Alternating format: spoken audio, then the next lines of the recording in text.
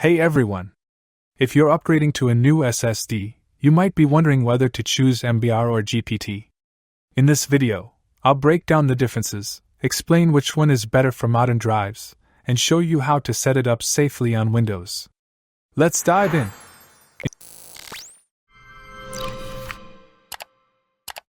In general, GPT has a newer partition table than MBR and offers several advantages.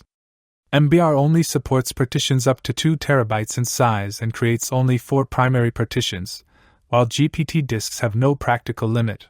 Furthermore, GPT disks are more resilient to errors and offer greater security. If boot data is lost under unexpected circumstances, the disk can be easily recovered. If you have already created the GPT disks but want to convert them between GPT or MBR, AOMI Partition Assistant can help you. Step 1.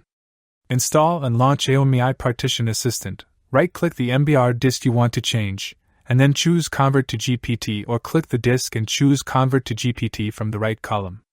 Step 2. In the pop-up windows, click OK to continue. Step 3. Click Apply Proceed to operate, and then your disk will be changed into GPT disk style. With the help of the AOMI Partition Assistant, it is quite easy to change a disk from MBR to GPT, or GPT to MBR without losing any data. Thank you for watching here. See you in the next 2 videos. If you have any questions, please leave a comment or send us an email.